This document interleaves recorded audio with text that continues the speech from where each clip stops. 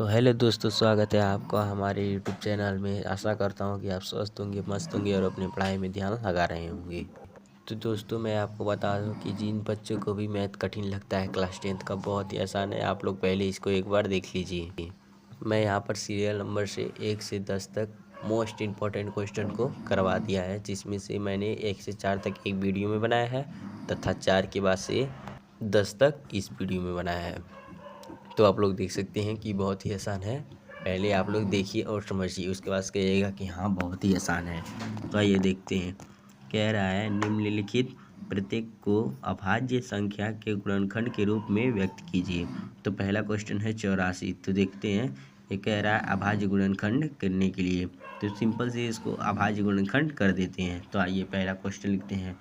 कहा है कि अभाज्य गुणनखंड के लिए ना, तो पहला डाल देते हैं।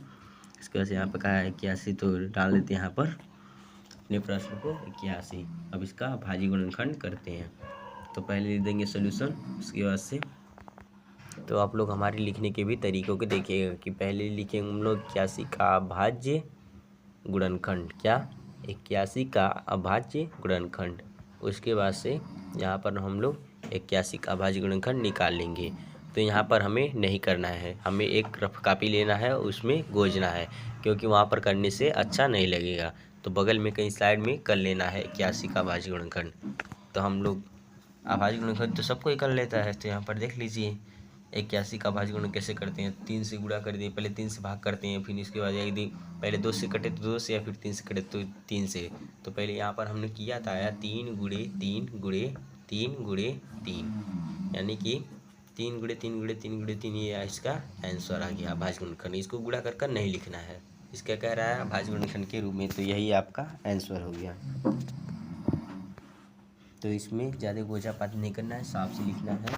आपको कहीं भी चेक कराएंगे, कोई बोलेगा नहीं, लिख देंगे आप 18, उसके बाद से बराबर करके इतना आंसर हो गया। और इसे घेरे में ज़रूर कर दीजिएगा, जिस तरह मैंने किया है। अब चलते हैं हम लोग अपनी अगले क्वेश्चन में। इसका स्क्रीनशॉट भी ले सकते हैं आप लोग। इसके बाद से अगला क्वेश्चन कह रहा है कि इसी प्रकार से लिख देंगे। अगला क्वेश्चन है हमारा 96 का अभाज्य गुणनखंड। बहुत ही आसान है, बहुत ही आसान। आप लोग एक बार देखिए तो सही। इसको लिख देंगे। पहले लिखने का तरीका देखिए, हमारा क्लास 10th में लिखना ही सबसे इम्पॉर्टेंट है। आपको लिख देना है 96, उसके बाद से सोल्यूशन। यहाँ पर हल नहीं लिखेंगे, हल भी लिख सकते हैं, परंतु अच्छा लगेगा सोल्यूशन अगर आप लिखते हैं। तो यहाँ पर 96 लिख देंगे। 96 का अभाज्य गुणनखंड। अभाज्य गुणनखंड बहुत ही आसान है, बहुत ही आसान। देखिए अभाज्य गुणनखंड करने पर, अब यहाँ पर बगल में आपको कर लेनी है, बहुत ही आसान है। यहाँ पर देखिए आपको बगल में करके दिखला देते हैं। यहाँ पर लिखेंगे पहले 96, उसके बाद से 2 से कटेगा, 2 चौको 8, 2 8 16, 2 दूनी 4, 2 चौको 8, 2 करने 2, 2 दूनी 4, 2 छके 12, 2 तिया 6, 3 करने 3। तो ये सब तो आप लोग क्लास 5 4 3 2 1 में ही सीख के आ रहे हैं, तो ये सब तो सिखाना नहीं पड़ेगा। ये भी नहीं है तो क्या ही कर सकता है कोई। बस क्लास 10th में गुणा भागी है और कुछ नहीं है, बस यही है। देख लीजिए आप लोग, यहाँ पर हमने साफ से आपको दिखला दिया है ताकि अच्छे से आप भी समझ आए। ये नहीं कि गोजापाती कर देंगे कि अपने ही नहीं समझ आए करने पर। तो यहाँ पर लिख दिए वही। अब इसको काउंटिंग कर लेंगे, 1 2 3 4 5 2 है, तो इसको 5 2 और 1 3 लिख देंगे। तो यहाँ पर अच्छी तरीके से देख लीजिए। पहले 5 2 लिख देंगे, 1 2 3 4 5, उसके बाद से 3। यही हमारा आंसर हो गया बस।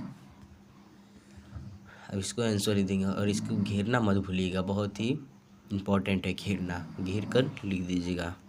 चलते हैं अगले क्वेश्चन पे। इसी प्रकार सर लगा लीजिएगा। ये बड़ा वाला है, इसको हम एक बार बता देते हैं, वरना कहेंगे आप नहीं बताए हैं। तीसरा नंबर 30 और 72 का।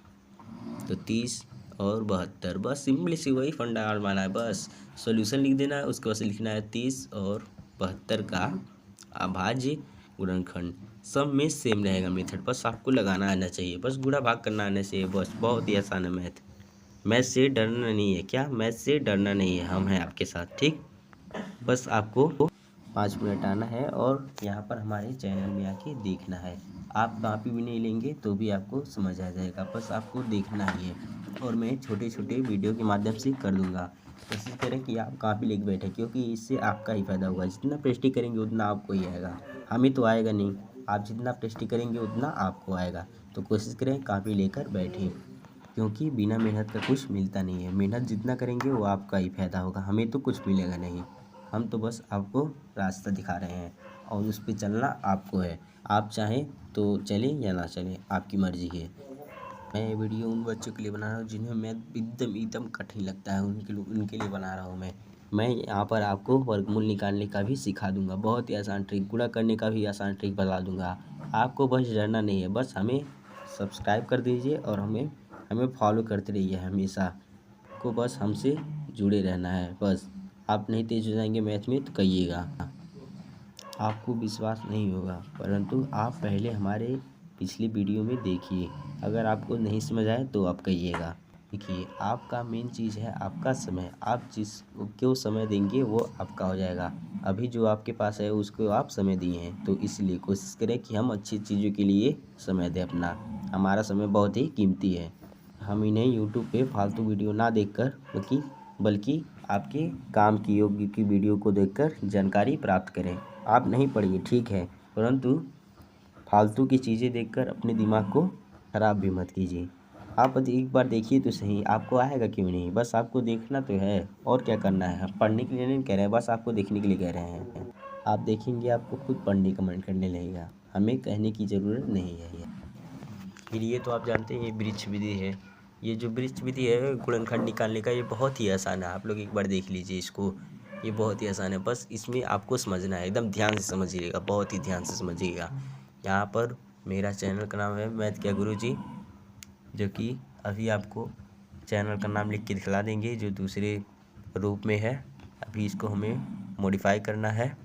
खुद आपको बता दूं कि आप हमसे पढ़ने के बाद मैथ के खुद टीचर बन जाओगे। आप दूसरों को भी पढ़ाने में सक्षम हो जाओगे। आशा करता हूं कि आप लोग को समझ आया होगा। आप लोग अपने पढ़ाई में ध्यान लगाएंगे और अपने लक्ष्य को प्राप्त करेंगे।